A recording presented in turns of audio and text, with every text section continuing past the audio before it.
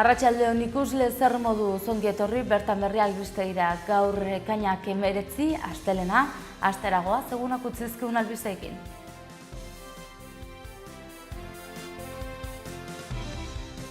Ia 29ko parte hartzea izan da Nafarroan gure esku dago dinamikak sustatutako herri galdeketan. Gorenak Auzitegi Nazionalaren esku utzi du pasaden martxoaren 11an Iruñan izandako istiluen auzia. Arnaldo Otegi izango da EH Bildu koalizioko lehen koordinatzaile nagusia. Iruñeko epaitegiak artxibatu egin du Nafarroako nekazari eta abeltzainen batasuna sindikatuaren ustezko iruzurrari buruz abiatutako ikerketa. Adolfo Txiki Muñoz aukeratu dute elako idazkari nagusi. 18 urteko gazte bat atxilotu dute 5 oinezko harrapatzeagatik Vianan. San Ferminetan balkoien alokairua behatuko du Ogasunak. Carlos Hirugarrena prestuaren gurutzearen saria jaso dutenen lana goraipatu du Xue Barkosek. Astelehen honetako albisteekin hasteko ia 29ko parte hartzea izan da Nafarroan gure esku dago dinamikak sustatutako herri galdeketan. Nafarroako 4 eskualdetako 7.781 lagun joan dira botoa ematera etorkizun politikoaren alde.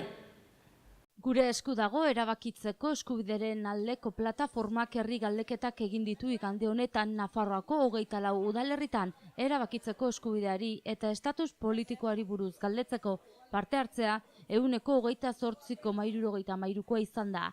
Guztira 16 urtetik gorako 27.085 herritarrek zuten gure esku dago kantolatutako galdeketetan bozkatzeko eskubidea. Egunean zehar, Nafarroako 4 eskualdetako 7.781 lagun joan dira botoa ematera.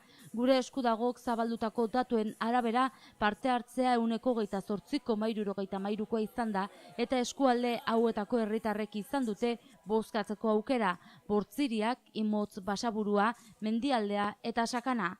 4 eskualde horietan egindako galdeketen emaitzak herriz zenbatzen dituzten bitartean Nafarroak erabakiaren bideari ekin diola nabarmendu dute antolatzaileek. Ildo horretatik 7.781 herritarrek burujabe izateko borondatea erakutsi dutela azpimarratu dute ohar baten bidez. Askotarikoak izanagatik ordea erantzun bat nagusitu da guztietan Euskal Estatu burujabe edo independentearen aldekoa. 7.463 herritarrek eman dute baiezko botoa eta 158ek ezezkoa. Zuri bozkatu dute 158 herritarrek eta 43 boto baliogabeak izan dira. Gure esku dago azaldu duenez, urtebeteko prozesu luzearen ondoren Nafarroako herritarrek euren etorkizun politikoaren inguruan erabakitzeko hitza hartu dute. Nafarroan ere erabakiaren bideari ekiteko borondatea eta konpromisoa dagoela nabarmendu dute antolatzaileek. Hori dela eta aurrerantzean ere lanean jarraituko dutela jakinarazi dute Euskal Herrian erabakia libre eta demokratikoki gauzatu dadin. Emaitzak ikusita, balorazio bereziki positiboa egin du Zelain Nikolas, gure esku dagoren bozeramaileak. Gainera, antolatzaileak pozik agertu dira 27.000 lagunek baino gehiagok euren iritzia emateko aukera izan dutelako eta egun historikoa izan dela esan dute. Hala, aurrerantzean ere, Nafarroako herritan galdeketak gehiago egingo dituztela iragarri du gure esku dagok eta hiri handietan ere herritarrei bozkatzeko aukera eman nahi dietela berretsi dute. Gorenak Auzitegi Nazionalaren esku utzi du pasaden martxoaren 11an Iruñan izandako istiluen auzia. Gorenaren arabera istiluak terrorismo delituak izan daitezke. Auzitegi Goreneko zigor arloko aretoak ebatzi duenez, 2017ko martxoaren 11an Iruñeko Aldezarrean izandako istiluak terrorismo delitu izan daitezke. Hori dela eta Auzitegi Nazionalari eman dio auzia ikertzeko eskumena. Gorenak adierazi duenez, herritarren artean izua eta segurtasun falta sortzera bideratuta zeuden jokabideak izan ziren Iruñeko manifestazioaren ondoren. Hori kontutan hartuta, gertaerak zigor kodeko 573. artikulu inguruko terrorismo delitu gisa sailka daitezkela ebatzi du. Ez hori bakarrik, lesio, kalte desordena publiko, sute eta atentatu delituak egon daitezkela azpimarratu du. Iruñeko 4. instrukzio epaitegiaren eta Auzitegi Nazionaleko 3. instrukzio epaitegiaren artean sortutako konpetentzia galderari buruzko ebazpen amaterakoan gorena bat etorri da fiskaltzaren irizpidearekin. Hasiera batean auzia Auzitegi Nazionalaren esku uztearen alde agertu zen Iruñeko epaitegia, gerora iritziz aldatu eta gertakariak Nafarroako hiriburuko probintzia auzitegiak epaitzea batzi zuen, hain zuzen ere delituak larriak izanagatik desordena publikoen barruan koka daitezkelako. Gorenak azpimarratu duenez, Nafarroako auzitegiak gertakarien larritasuna onartu zuen eta atxilotuak behin-behinean espetxean mantentzearen alde agertu zen. Istiluen ondorioz, atxilotutako 4 lagunetatik 3 espetxean jarraitzen dute, 4. adin txikikoa aske gelditu zen.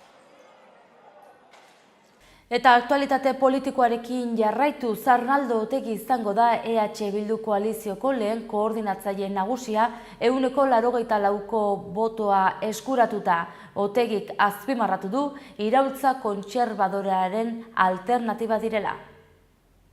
Arnaldo Otegi izango da EH Bildu koalizioko lehen koordinatzaile nagusia. Orain arte sortuk Eusko Alkartasunak alternatibak eta Aralarrek osatu dute koalizioa, baina sigla horien batuketaz harago koalizioaren nortasun propioa sustatzea izango da EH Bilduren lehenengo kongresuaren helburua. Eta Otegi hautatu dute prozesu hori gidatzeko Bilboko Euskalduna Jauregian bildutako militanteek. Otegi proposatutako zuzendaritza taldearen zen hautagaitza bakarra eta zenbateko babesa izango zuen jakitea falta zen. 2154 militanteren botoekin 184ren babesa jaso du zehazki eta 183ko babesa izan dute txosten politikoak eta estatutuek. Otegirekin batera izango dira zuzendaritzan Gari Mujika, Ainhoa Beola, Koldo Castañeda, Maider Carrere eta Josu Juaristi. Independentzia eta eredu sozial berri baten nahi adierazi du Otegi kargu hartu berritan. Halaber, zuzendaritza talde berriaren mailan 4 hiriburuetako koordinatzaileak izango dira. Ibon San Saturnino Araba, Asier Bega Bizkaian, Unai Larreategi Gipuzkoan eta Jon Garai Nafarroan. Gainera aurreko koalizioa osatzen zuten talde bakoitzak ordezkari bat izango du Maiorretan. Era berean, talde parlamentarioetako ondorengo koordinatzaile eta bozeramalek ere parte hartu dute bertan. Bakartxo Ruiz eta Adolfo Araiz Nafarroatik, Unai Urrizuno eta Maialen Iriarte Eusko Legebiltzarretik eta Marian Betialarrangoitia Kongresu eta Senatutik. Abertzalea eta ezkerreko hasieratik jarri dizkio bi abizen horiak EH Bildurien proiektuari Otegik bozketa egin ondoren egindako hitzaldian. EH Bildu jentzaleekin lankidetzan aritzeko prest dagoela azaldu du Otegik, ardura historikoagatik, baina lankidetza horrek bere mugak ere badituela azaldu du. Bertzalde Katalunia ere izan du hizpide Otegik. Katalunian askatasunaren eta duintasunaren aldeko bataila burutzen ari direla esan du, eta han egiten ari diren askapenaren bataila Euskal Herriarena ere dela esan du, herrialdearen askatasuna jokoan baitago. Bere esanetan, denbora gehiago edo gutxiago iraun dezaken arren atzera pausurik ez duen prozesua da, bidan jartzen dituzten traben arabera. Eta aurrera eginen dugu albisteekin, Iruñako epaitegiak artxibatu egin du Nafarroako nekazari eta abeltzainen batasuna sindikatuaren ustezko iruzurrari buruz abiatutako ikerketa. Iruñeko lehenengo instrukzio epaitegiak artxibatu egin du Nafarroako nekazari eta abeltzainen batasuna sindikatuaren ustezko iruzurrari buruz abiatutako ikerketa. Guardia Zibilak hasi zuen ikerketa prestakuntza ikastaroak emateko xedearekin sindikatu horrek Nafarroako gobernuaren aldetik jasotako diru laguntzetan irregulartasunak zeudelakoan.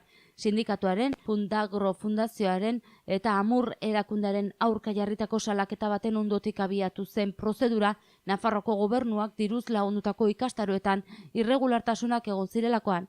Irregulartasun horiek ikastaroetako partartzaileen sinaduretan eta benetan egin ez ziren ikastaroen justifikazioetan egongo lirateke hain zuzen ere. Epaileak emandako autoan irakur daitekenez, kasu honetan ezin ondorioztatu daiteke Fundagro eta Nafarroako emakume baserritarren elkarteak UANG sindikatuaren babesarekin iruzurrezko makineria bat osatu zutenik Nafarroako gobernuari iruzurra egiteko eta horren bestez modu bidegabean aberasteko aldeek autoaren kontrako helegitea aurkez dezakete. Bestalde epaileak bere autoan momentuan adierazi duenez ez du frogarik aurkitu ikertuak izan direnek onura ekonomiko pertsonala eskuratu dutela esateko.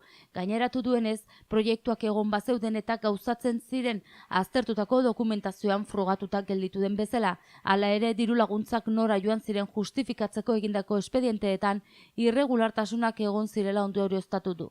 Dena den, alor penaletik begiratuta, epaiaren esanetan salatutako irregulartasunak ez dira diru publikoa lortzerakoan iruzurra egin zela esateko modukoak.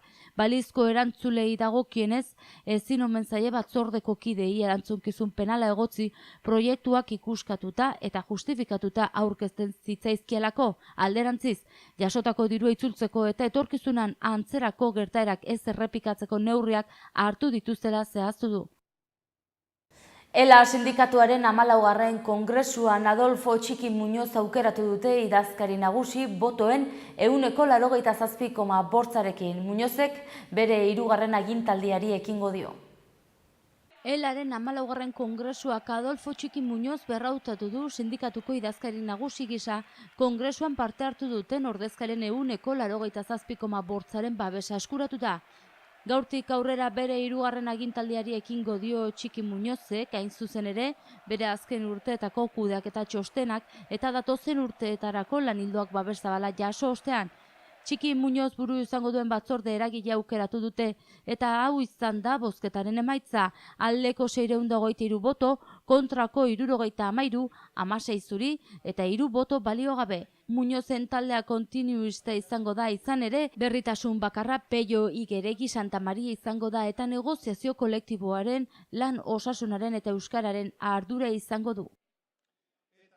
18 urteko gazte bat atxilotu dute 5 oinezko harrapatzeagatik Vianan.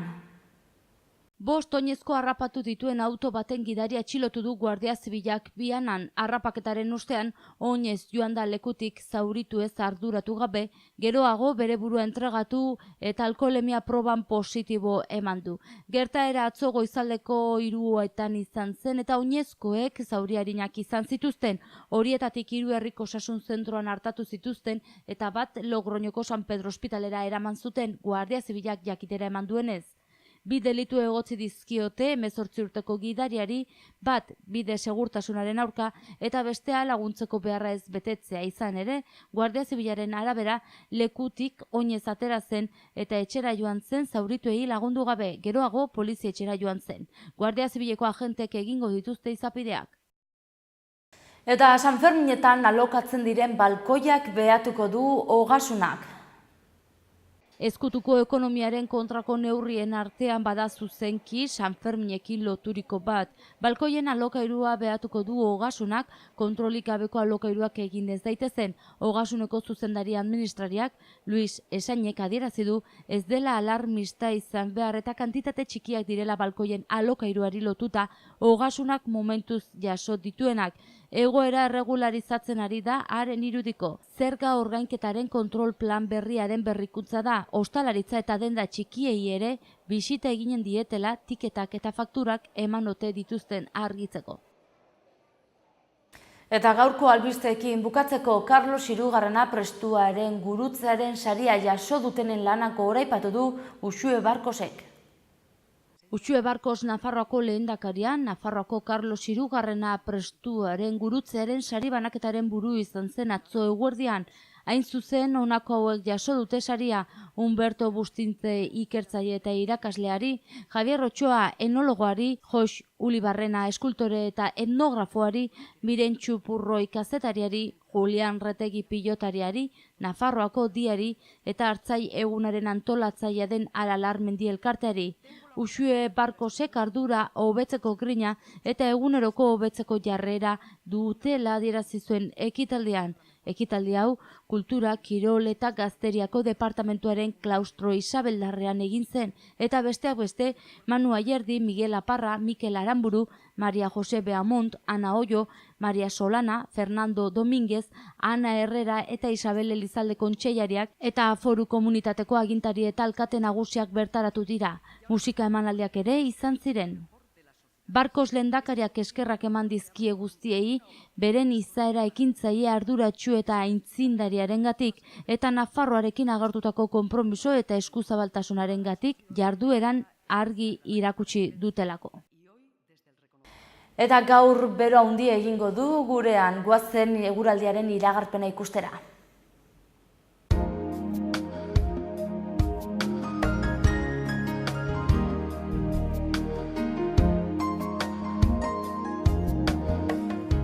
Gaurkoan ekainak 19 Nafarroan giro eguzkitsua goiza eta arratsaldearen hasieran. Gainontzeko denboran bero hodeiak agertuko dira tarteka eta baliteke zaparrada trumoitsuaren bat lehertzea. Hego haizea emango da, baina aldakorra ibiliko da. Tenperaturak berdintsu mantenduko dira.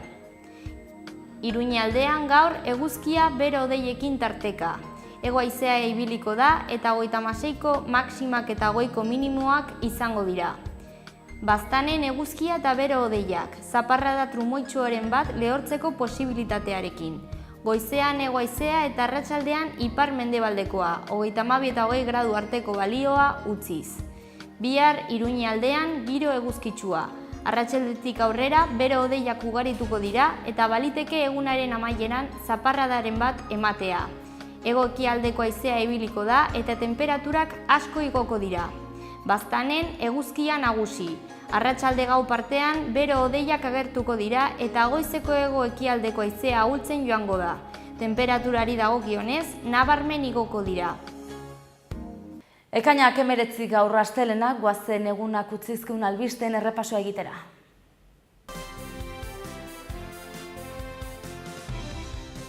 Ia 29ko parte hartzea izan da Nafarroan gure esku dago dinamikak sustatutako herrialdeketan. Gorenak auzitegi nazionalaren esku utzi du pasaden martxoaren 11an Iruñan izandako istiluen auzia. Arnaldo Otegi izango da EH Bildu koalizioko lehen koordinatzaile nagusia. Iruñeko epaitegiak artxibatu egin du Nafarroako nekazari eta abeltzainen batasuna sindikatuaren ustezko iruzurrari buruz abiatutako ikerketa. Adolfo Txiki Muñoz aukeratu dute elako idazkari nagusi. 18 urteko gazte bat atxilotu dute 5 oinezko harrapatzeagatik Vianan. San Ferminetan balkoien alokairua behatuko du Ogasunak. Carlos Hirugarrena prestuaren gurutzearen saria jaso dutenen lanak gogoraipatu du Xue Barkosek. Eta bertzerik ez gaurkoz, mila esker zuen arratagatik eta astelehen ona izan. Aio!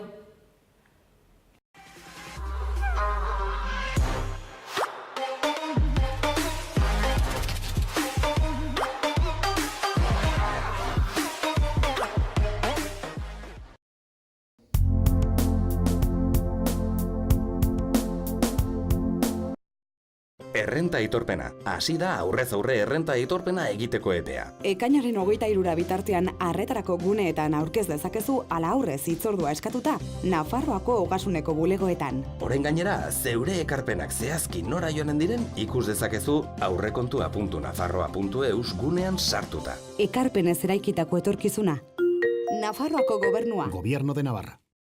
Gorritxon atsedenerako sistema hoberenak eta loaldi egoki batendako beharrezkoak diren produktuak aurkituko dituzu.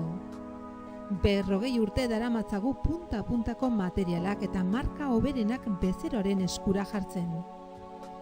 Deskansatzeko sistemetan aditua gara, sofak, koltsoiak, somierrak. Hurbildu eta eskuzabali jasoko zaitugu. Iruña, Gorritxo. Ez egin paso organikoaz. Bereizi eta birziklatu gai organikoen hondakinak. Hau ez da zaborra. Biziak baizik. Ongarria eta energia baizik. Gai organikoen hondakinak birziklatuz, energia aurrezten dugu eta ongarri kimikoen erabilera gutxitzen duzu. Gipuzkoako Tolosaldean, Leaburu herrian, inguru aldapatsu bezain politean kokatua dago Mahala baserria. Bertan ekoiztu eta elaboratzen dira hainbat esneki eta txerriki, hasi gazta eta jogurretatik eta txorizo eta urdaiazpiko onduetaraino. Baserritik bezeroaren ganaino zuzenean iristen dira produktuak, modu naturalean eginak dira. Beraz, benetan, produktu osasuntsuak konsumitzeko aukera ematen du Mahalak, eta goxo-goxoa gainera. Jan Baserritik. Gure lurreko larre gozotik, nator zuzenean. Zuretzat esneki bihurturik modu naturalenean.